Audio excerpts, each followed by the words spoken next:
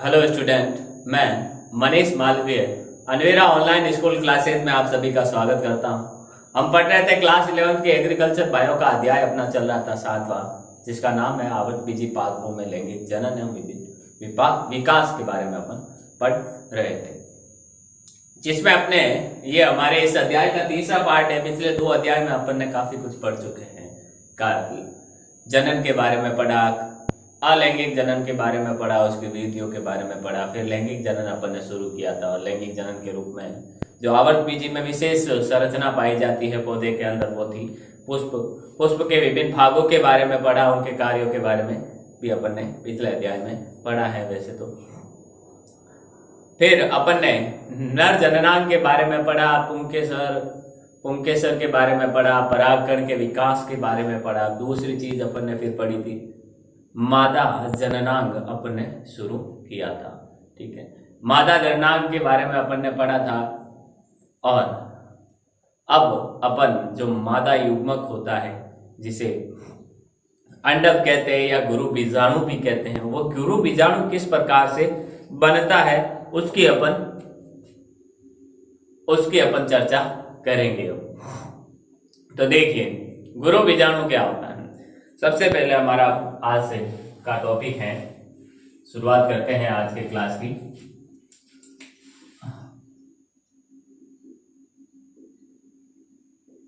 गुरु बीजाणु।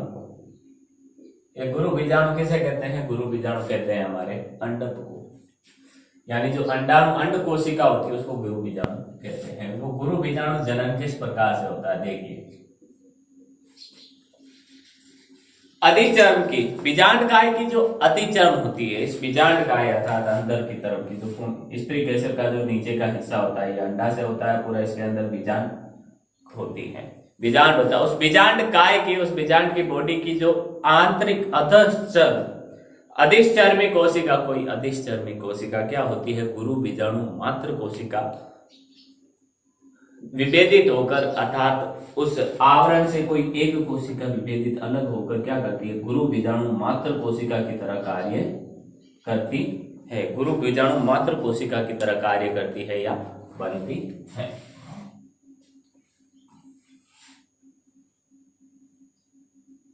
देखिए, बीजांड कार्य की बीजांड काय की एक अधश्चर्मी कोशिका विभेदित होकर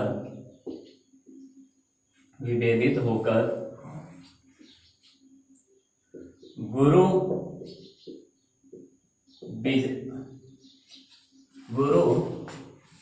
बीजाणु मात्र कोशिका बनती है, अर्थात गुरु बीजाणु जनक कोशिका के रूप में कार्य करती है इस आवरण से अलग होकर। ठीक है, इसमें एक अर्धसूत्री विभाजन होता है, जिससे क्या होती है? टोटल 4 कोशिकाएं बनती है। हमने अर्धसूत्री विभाजन पढ़ा था, तब हमने पढ़ा था कि समसूत्री विभाजन में एक समसूत्री विभाजन से 2 एक समान कोशिकाएं बनती है, जबकि अर्धसूत्री विभाजन में क्या होता है? एक कोशिका में एक बार अर्धसूत्री विभाजन से क्या होता है? टोटल 4 कोशिकाएं बनती हैं।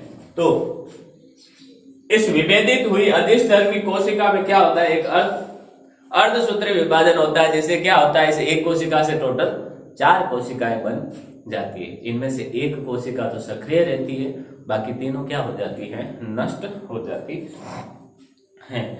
जो निभाग छोर वाली होती है वो तो क्या रहती है? सक्रिय रहती है, बाकी सभी नष्ट हो जाती हैं।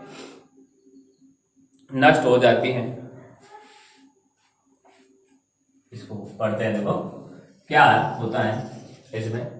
तो अधिश्चर्मी कोशिका होती है, वो विभेदित होकर क्या बनाती है? गुरु बीजाणु मात्र कोशिका बनाती हैं।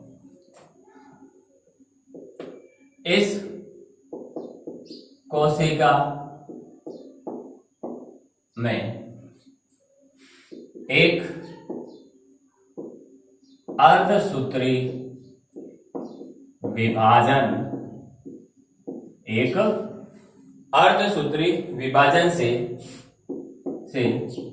4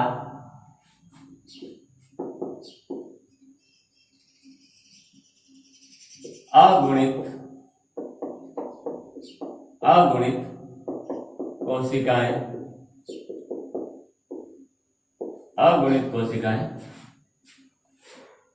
बनती हैं।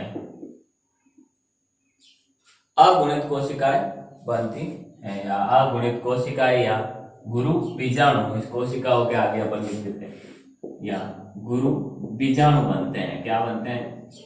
गुरु बीजाणु बनते हैं। ठीक है, इन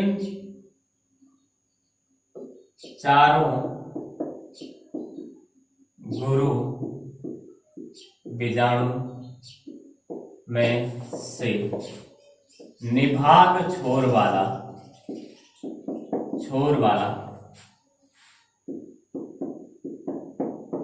गुरु बीजाणु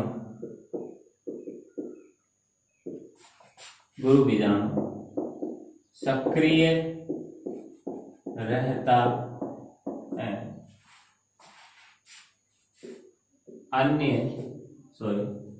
शेष तीनों नष्ट हो जाते हैं।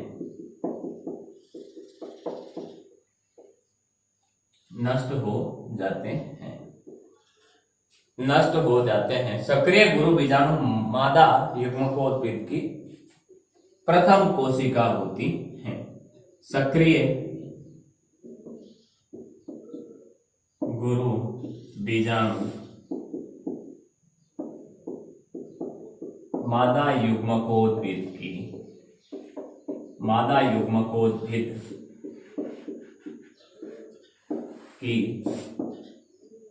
प्रथम कोशिका होती है। ये मादा युग्मकोद्भिद की कौन सी प्रथम कोशिका होती है? देखिए क्या होता है। ये पहले एक बीजांड काय से एक कोशिका विभेदित होती है और उसमें अर्धसूत्री विभाजन होता है, जिसे टोटल 4 कोशिकाएं बनती हैं। ठीक है, इन 4 कोशिकाओं में से एक तो सक्रिय रहती है और बाकी नष्ट हो जाती है।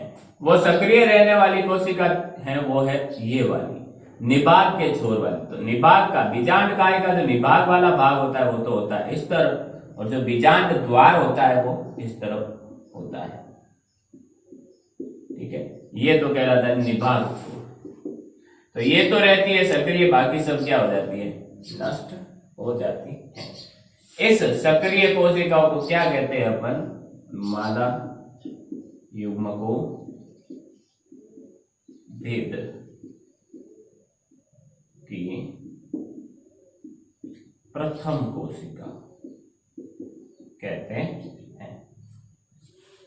ठीक है, अब इसमें विकास होता है, इस कोशिका में विकास होता है और इससे क्या होता है? इस कोशिका में विकास होता है और इससे मादा युग्मकोद्भिद या अंड कोशिका का निर्माण होता है। देखिए किस प्रकार से होता है, बताते हैं, पढ़ते हैं आगे। तो ये था गुरु बीजाणु का जनन तो हुआ, अब इसका विकास किस प्रकार से होता है वो अपन पढ़ते हैं। मादा युग्मकोद्भिद का विकास।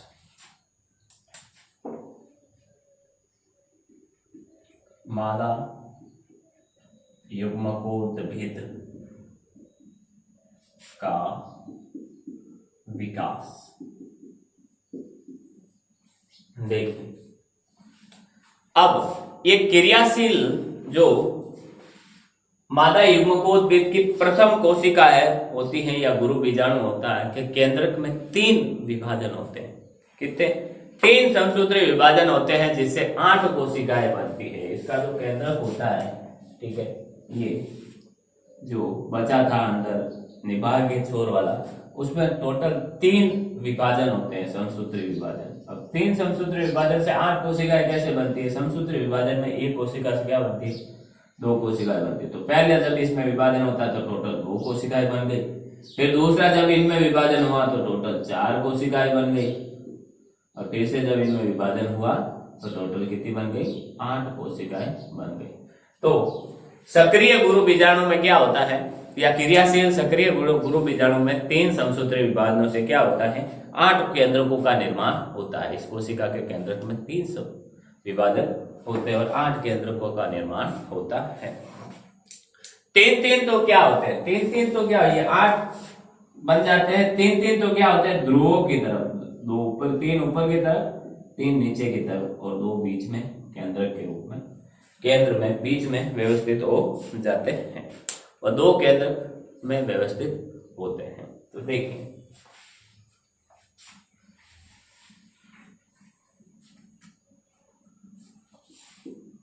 सक्रिय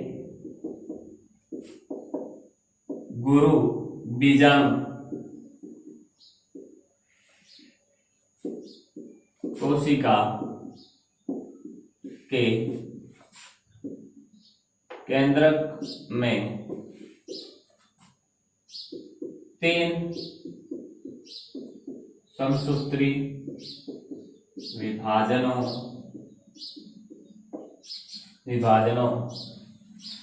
से 8 केंद्र की संरचना बनती हैं। अष्टांग या 8 केंद्र की संरचना बनती है। और क्या होता है? इनमें से 8 में से क्या होता है? 3-3 केंद्रक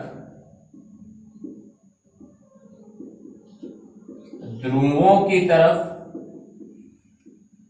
तथा 2 केंद्रक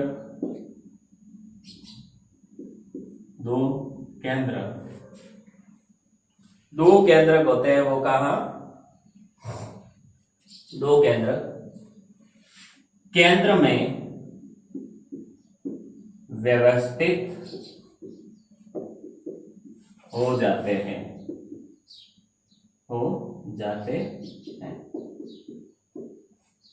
दो तो क्या होते हैं? केंद्र में व्यवस्थित हो जाते हैं।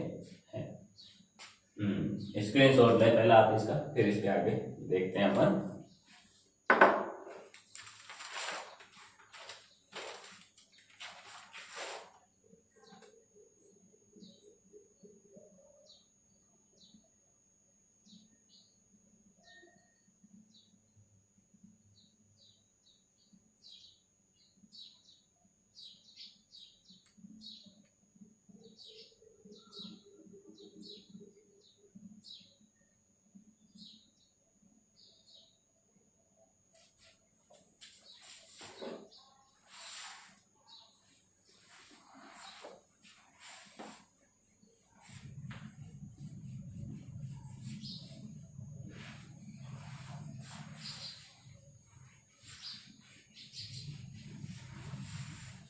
देखिए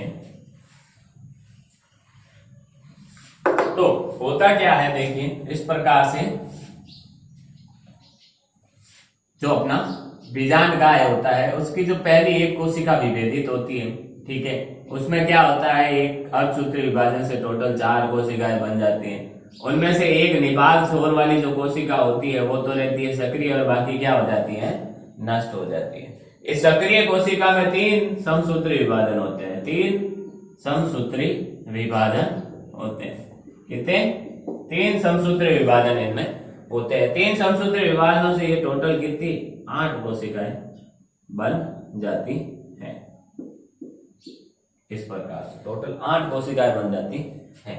ये 8 कोशिकाओं का जो संरचना होती है, इनमें से 3 कोशिकाएं, अब ये बीजांड होता है, बीजांड का जो ऊपर वाला भाग होता है वो निभागीय छोर, नीचे वाला होता है वो बीजांड द्वार होता है,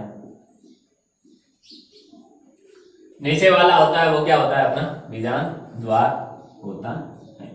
ठीक है, तो इन 8 में से 3 कोशिकाएं तो क्या होती है? इस प्रकार से ऊपर की तरफ एक ध्रुव की तरफ, 3 कोशिकाएं होती है वो दूसरे ध्रुव की तरफ इकट्ठी हो जाती है और 2 केंद्रक होते हैं वो क्या होते हैं? 2 केंद्र में व्यवस्थित हो जाते हैं।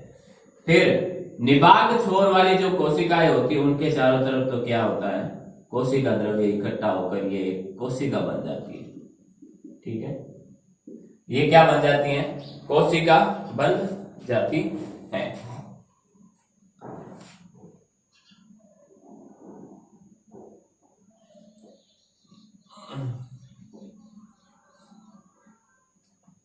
इनके चारों तरफ एक झिल्ली बन जाती है, कोशिका द्रव्य इकट्ठा होकर कोशिका बन जाती है। इन बीजांड द्वार वाली जो कोशिकाएं होती है इनके इनमें से जो दो कोशिकाएं होती है वो तो बड़ी रहती है, ठीक है, और एक रहती है आकार में छोटी। ठीक? जो बड़ी कोशिकाएं होती हैं वो दो तो बड़ी रहती हैं इस प्रकार से, और दो एक रहती है आकार में छोटी, एक रहती है आकार में छोटी। जो सॉरी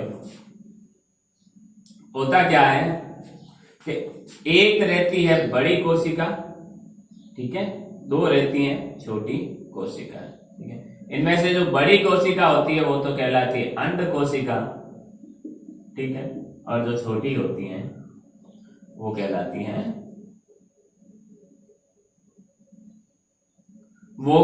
हैं सहायक कोशिका। ये होती है हमारी अंड कोशिका, ठीक है, अंड कोशिका जिसे अपन कहते हैं मादा युग्मक।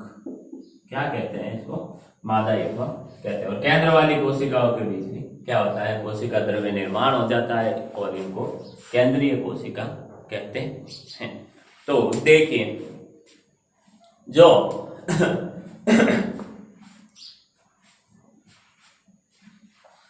इन ध्रुवों की कोशिकाओं के चारों तरफ कोशिका द्रव्य निर्माण होकर कोशिका द्रव्य एकत्रित हो जाता है। तो आगे जहां पर अपन ने पिछला मिटाया था उसी के आगे उसी के अंदर अपन को नोट्स में लिखना है अपने कि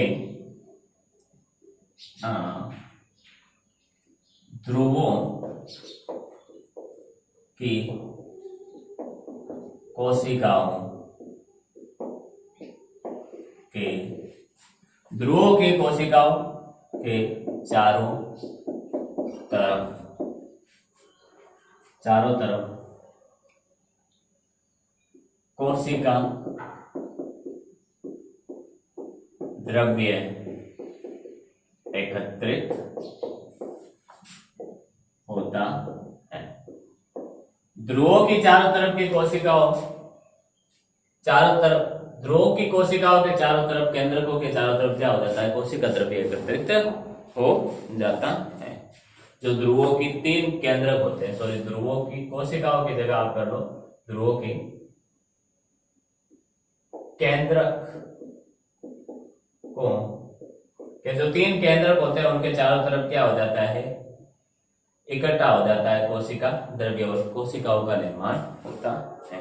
जो बीजांड द्वार के तीन में से एक कोशिका होती है वो तो होती है बड़ी, जिसे अंड कोशिका, और शेष बाकी दो कोशिकाओं को सहायक कोशिका कहलाती है। तो देखिए बीजांड द्वार की जो बीजांड द्वार की तरफ वाली तीन में से एक कोशिका बड़ी होती है, जिसे अंड कोशिका, जिसे क्या कहते हैं हम, अंड कोशिका कहते हैं, तथा शेष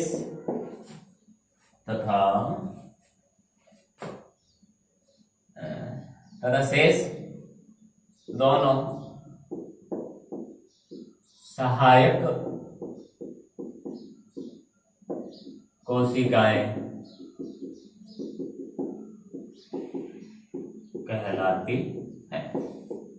शेष दोनों सहायक कोशिकाएं कहलाती है, अर्थात ऊपर वाली जो सॉरी ये बीजांड द्वार वाली नीचे की कोशिकाएं होती है, एक तो बड़ी कोशिकाएं होती है वो तो अंड कोशिका कहलाती है, दो जो छोटी होती हैं वो क्या होती हैं, सहायक कोशिकाएं कहलाती हैं। फिर निभाग वाले ध्रुव की ओर जो तीनों कोशिकाएं होती है उनके चारों तरफ भी क्या होता है, कोशिका द्रव्य एकत्रित होता है। तो निभाग वाले ध्रुव की तरफ के जो केंद्रक होते हैं उनके चारों तरफ क्या होता है, कोशिका द्रव्य एकत्रित होता है। और इनको अपन क्या कहते हैं, इनको तीनों को प्रतिमुखी कोशिकाएं कहते हैं। जो निभाग छोर की तरफ होती है उसे प्रतिमुखी कोशिकाएं कहते हैं। क्या कहते हैं, प्रतिमुखी कोशिकाएं। इनके चारों तरफ भी कोशिका द्रव्य एकत्रित हो जाता है और कोशिकाओं का निर्माण होता है। तो निभाग छोर वाली कोशिकाएं प्रतिमुखी कोशिकाएं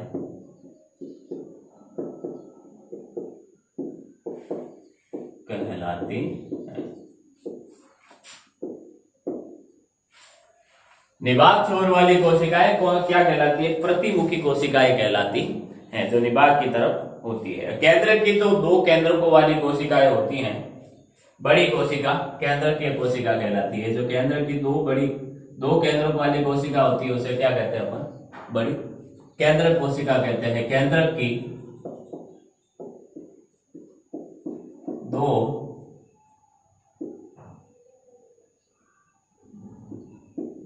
केंद्रकों वाली कोशिका को केंद्रीय कोशिका कहते हैं। केंद्रीय कोशिका कहते हैं। अर्थात ये जो केंद्र में कोशिका होती है इसमें ये दोनों केंद्रक होते हैं, ठीक है। ये दोनों केंद्रक एक ही कोशिका के अंदर रहते हैं। तो अब देखिए यहाँ 1 2 3 4 5 6 और 7 टोटल कोशिकाएं कितनी हो गई हमारे पास, 7। लेकिन केंद्र कितने, 1 2 3 4 5 6 7 और 8, ठीक है। तो इस प्रकार हमें आखिर में क्या प्राप्त होता है, एक 7 कोशिका व 8 केंद्रकों की संरचना प्राप्त होती है, जो मादा युग्मकोद का युग्मकोद्भिद या भ्रूण कोश कहलाता है, ठीक है, भ्रूण कोश कहलाता है। तो देखिए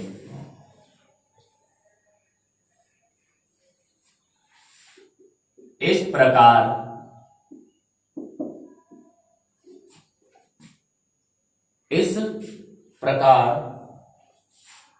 यह 8 केंद्रकों तथा 7 कोशिकाओं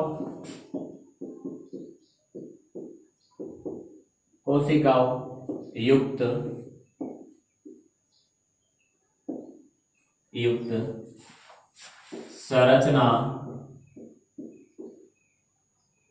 मादा युग्मकोद्भिद या भ्रूण कोश, मादा युग्मकोद्भिद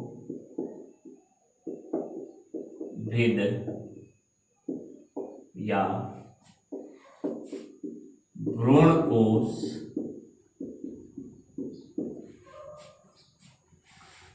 कोश कहलाती है। क्या कहते हैं अपन इसको, भ्रूण कोश कहलाती है, भ्रूण कोश कहलाती है। तो देखिए अब पढ़ते हैं अपन परागगण के बारे में।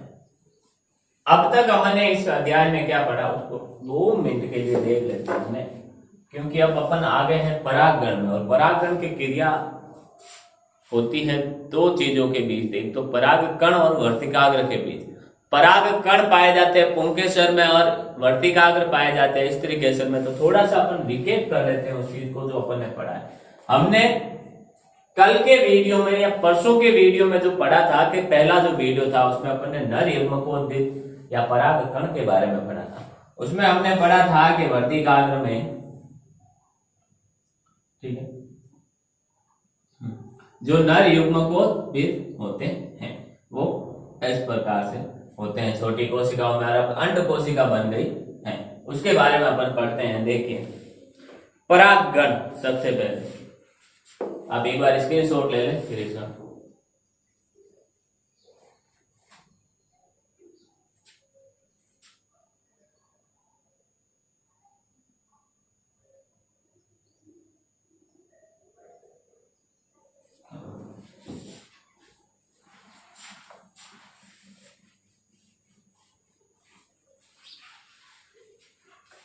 परागगण किसे कहते हैं? पहली बात तो परागगण किसे कहते हैं?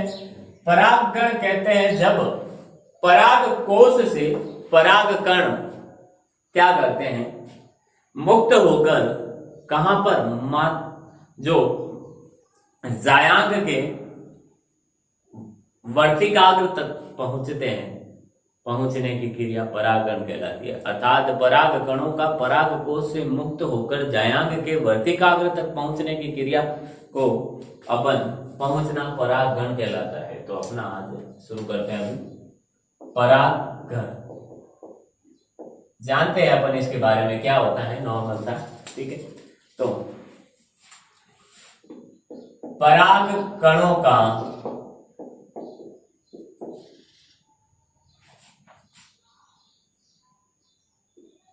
पराग कोश से जायांग के से पहले मुक्त होना पड़ेगा, इसको मुक्त होकर जायांग के स्त्री केसर जायांग के वर्ती काग्र तक पहुंचना क्या कहलाता है? पहुंचना परागण कहलाता है। परागण कहलाता, ये कहलाता है हमारा परागण। अब ये परागण दो प्रकार का होता है। देखिए परागण कितने प्रकार का होता है? दो प्रकार। एक तो स्वपरागण और एक होता है परपरागण। स्वपरागण और एक होता है अपना परपरागण। स्वपरागण और परपरागण। स्वपरागण में क्या होता है? देखिए स्वपरागण का मतलब पराग जो कण होते हैं वो पराग कोश से अपने आप या प्राकृतिक रूप से अपन कह सकते हैं कहां पहुंच जाते हैं? वर्तिकाग्र तक पहुंच जाते हैं, ठीक है। परपरागण में क्या होता है? यह बाह्य साधनों या कारकों द्वारा पराग कोश से वर्तिकाग्र तक पहुंचते हैं। बाह्य साधन में इनमें क्या होता है? जैसे कीटों द्वारा यानी कीटों के पंखों पैरों पर चिपक कर चले जाते हैं। वायु द्वारा वायु में उड़कर चले जाते हैं, ठीक है। और जल द्वारा जल से चले जाते हैं। रात के समय खुलने वाले में चमगादड़ों द्वारा होता है। तो ये जो क्रिया होती है वो इस प्रकार से होती है, इनके द्वारा होती है। तो ये क्या कहलाते हैं? हमारे बाह्य साधन या कहलाते हैं। और इनके द्वारा परागण होता है तो उसे अपन पर परागण कहते हैं, ठीक है। तो देखिए पर परागण में क्या होता है? जो स्वपरागण होता है यह स्वतः तथा अपने आप होता है तथा प्राकृतिक रूप से होता है, ठीक है। परपरागण में क्या होता है? परपरागण यह बाह्य साधनों या कारकों द्वारा होता है। बाह्य साधनों या कारकों द्वारा ये अपना होता है। अब इस स्वपरागण को दो और भागों में बांटा गया है, ठीक है। देखिए एक तो है हमारा स्वयुग्मन और दूसरा है सजात पुष्पी स्वपरागण और संयुग्मन स्वपरागण या सजात पुष्पी परागण। दोनों में क्या फर्क है? स्वयुग्मन में क्या होता है, ये द्विलिंगी पुष्प में होता है, अर्थात जिसमें पुमंग और जायन, पुंकेसर और स्त्री केसर क्या होते हैं, एक ही पुष्प में उपस्थित होते हैं। ठीक है, तो क्या होता है, जैसे एक ही पुष्प में होते हैं तो मान लीजिए देखिए ये पुष्प है इस प्रकार से, ठीक है, इसके अंदर ये तो हो गया स्त्री केसर और ये हो गया परागकण। ठीक है, ये स्त्री केसर। जो परागकण होते हैं वो अब दोनों ही एक ही फूल में है, स्त्री केसर और पुंकेसर। स्वयुग्मन में क्या होता है, इसमें क्या होता है, एक ही किसी पुष्प के जो परागकण होते हैं उसी पुष्प के स्त्री केसर के वर्तिकाग्र तक, उसी पुष्प के वर्तिकाग्र पर गिरते हैं, उसी पुष्प के वर्तिकाग्र पर जाते हैं, गिरते हैं, तो इसे अपन स्वयुग्मन कहते हैं। अर्थात एक पुष्प के परागकणों का स्थानांतरण उसी पुष्प के वर्तिकाग्र पर होता है, तो इसे अपन स्वयुग्मन कहते हैं।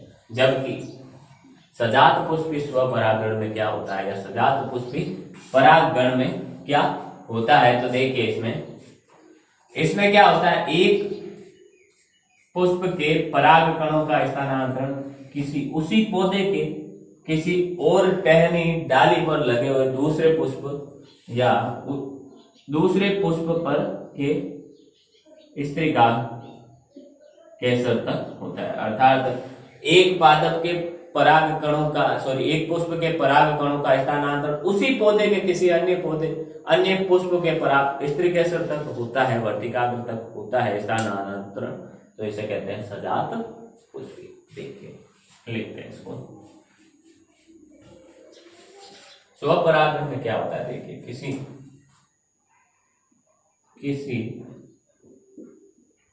पुष्प के परागकणों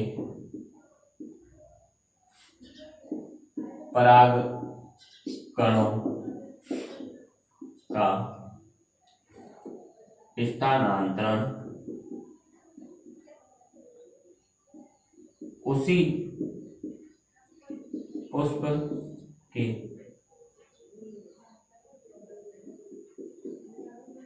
वर्तिकाग्र पर होता है। किसी पुष्प के परागकणों का स्थानांतरण उसी पुष्प के वर्तिकाग्र पर होता है, तो इसे अपन स्वयुग्म कहते हैं। तथा किसी इसमें क्या होता है, किसी पुष्प के परागकण कणों का स्थानांतरण उसी पौधे के किसी अन्य पुष्प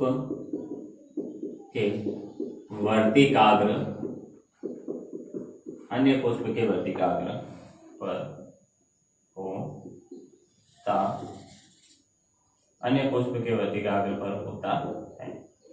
ठीक है, अन्य पुष्प के वर्तिकाग्र पर होता है, ये अपना कहलाता है सजात पुष्पी परागण। ठीक है, अर्थात ये अन्य पुष्प कौन सा हो सकता है, इसके जस्ट पास वाला भी हो सकता है, उसी डाली पर लगा हुआ हो सकता है, उसी पौधे पर लगा हुआ हो सकता है। तो ये तो हमारे परागण है। स्क्रीनशॉट लें इसका पहले।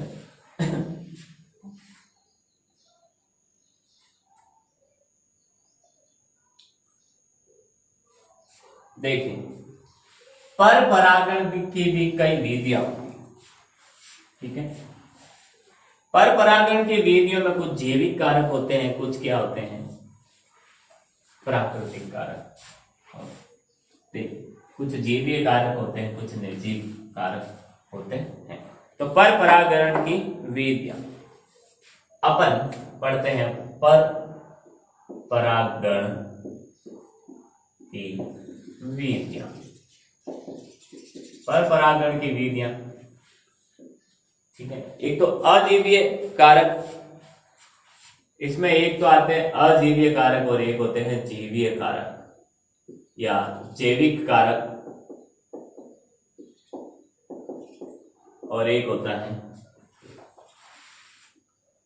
अजीवीय कारक। अजीवीय कारक, अजीवीय कारक होते हैं, ठीक है। तो देखिए, अब अजीवीय कारक में पहला क्या होता है हमारा वायु परागण, ठीक है, वायु परागण। इसमें जो पराग कणों का स्थानांतरण होता है पुंकेसर के पराग कोश से पराग कणों का स्थानांतरण वर्तिकाग्र तक, स्त्रीकेसर के वर्तिकाग्र तक वायु द्वारा होता है। इसमें किसके द्वारा होता है? वायु द्वारा, अर्थात हवा में उड़कर जाते हैं, ठीक है, वायु द्वारा। दूसरा है जल परागण, दूसरा इसमें कारक है जल परागण। जल परागण में क्या होता है? जल द्वारा होता है, ठीक है, अर्थात जल में तैरकर परागकण स्त्रीकेसर के वर्तिकाग्र तक पहुंचते हैं। फिर है, इसको दो भागों में बांटा गया है जल परागण को, एक तो अधोजल और दूसरा अधिजल, ठीक है। अधिजल परागण और अधोजल परागण में क्या होता है? अधोजल में क्या होता है? जल के अंदर परागण होता है, ठीक है। इसको फिर से दो भागों में बांटा गया है, ठीक है। इसको ऐसा कर देते हैं, पर परागण दो भागों में बांटा गया है, अधोजल परागण व दूसरा होता है हमारा अधिजल परागण, ठीक। अधोजल में क्या होता है? जल के अंदर परागण होता है। क्या होता है? जल के अंदर परागण होता है, अर्थात जल के अंदर जो पौधे पूरे रूप से, या जो पौधे या जिनके पुष्प क्या होते हैं, जल के अंदर पूरे रूप से डूबे होते हैं, ठीक है, उनमें जल के द्वारा परागकणों का स्थानांतरण स्त्रीकेसर के वर्तिकाग्र पर होता है, तो उसे अपन क्या कहते हैं? अधोजल परागण कहते हैं। अधिजल में क्या होता है? यह जल की सतह पर होता है, सतह पर होता है, सतह पर परागण होता है, अर्थात ये जल है, ये इनके पादप है, तो इनकी पादप का जो पुष्प होता है वो जल की सतह पर होता है। इस प्रकार से वो क्या होते हैं? पानी पर तैरकर ऊपर की तरफ जाते हैं। ये अधिजल परागण है। अब जीवीय कारक में बहुत सी चीजें आती हैं, जैसे कीट परागण। जीवीय परागण में होता है कीट परागण, अर्थात कीटों द्वारा, कीटों में देखिए मधुमक्खी, मुख्य रूप से जो परागण होता है कीट परागण वो मधुमक्खी द्वारा होता है, अर्थात कीट के पंखों, पैरों, जब कोई कीट इनके पुष्प के ऊपर आकर बैठता है तो परागकणों से, परागकोश से परागकण क्या होते हैं? इनके पैरों पर, पंखों पर, इनके मुंह पर और इनके विभिन्न भागों पर चिपक जाते हैं, ठीक है, चिपक जाते हैं। और फिर ये जब किसी अन्य पुष्प पर जाकर बैठते हैं तो इनके पंखों से, पैरों से वापस वो परागकण उस पुष्प के स्त्रीकेसर तक पहुंच जाते हैं, जैसे मधुमक्खी, पतंगा, तितली आदि। एक होता है हमारा पक्षी परागण, ये तो कीट हो गए, फिर पक्षी परागण, ठीक है। ये कैसे होगा? पर नाम से पता चल रहा है, पक्षियों द्वारा होगा। पक्षी परागण में क्या होता है? पक्षियों द्वारा परागण होता है, जैसे पक्षी किसी पुष्प पर आकर बैठते हैं, किसी पौधे पर आकर बैठते हैं, फिर वो किसी अन्य पौधे पर या पुष्प पर जाकर बैठते हैं, ठीक है, तो वो जिससे परागकणों का स्थानांतरण हो जाता है। तीसरा है चमगादड़ परागण। ये कब होता है? ये रात में होने वाला है। ये परागण रात में होता है। चमगादड़ क्या होते हैं? रात को ही बाहर निकलते हैं। तो वो ऐसे पुष्पों में होता है जो क्या करते हैं, रात को फूलते हैं, उनमें ये परागण पाया जाता है। सही रहे चौथा हमारा प्राणी पर्याग। बड़े बड़े जानवर, मनुष्य भी परागकण के स्रोत होते हैं। जैसे अगर अपन किसी पुष्प को हाथ लगाए उनको, फिर एक पुष्प को छुआ, फिर जिससे क्या हो गया, उनके परागकण हमारे हाथों पर आ गए, ठीक है। फिर अपन दूसरे पुष्प को छुआ तो वो परागकण उसके दूसरे पुष्प के स्त्रीका केसर तक पहुंच गए, ठीक है, स्त्री केसर के वर्तिकाग्र तक पहुंच गए, तो ये प्राणी परागकण कहलाता है। इसमें मनुष्य आता है, जानवर आते हैं बड़े। तो ये कुछ परागण की विधियां हैं, स्क्रीन शॉट लेना आप इसका।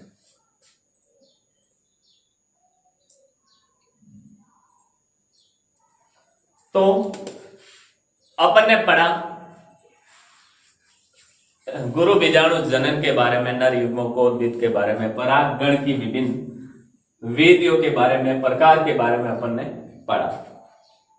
अब जो नर युग्मक और मादा युग्मक अर्थात परागकण और अंड कोशिका का संलयन होता है, उस क्रिया को निषेचन कहते हैं।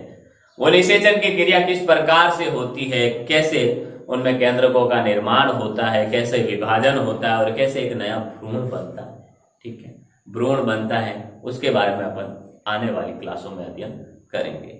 उम्मीद करता हूं आज जो भी पढ़ाया है आपको वो आपको समझ में आया होगा। आने वाली क्लास में अपन इस अध्याय को कंटिन्यू करेंगे और इसको आगे की तरफ लेके चलेंगे, ठीक है। निषेचन और निषेचन, भ्रूणपोष के बारे में, बीज फलों के बारे में अपन पढ़ेंगे। तो मिलते हैं अपन अगली क्लास में, तब तक के लिए ऑल द बेस्ट। आपके एग्जाम के लिए कंटिन्यू तैयारी करते रहें और जुड़े रहें पढ़ाई से। मिलते हैं अगली क्लास में। Thank you.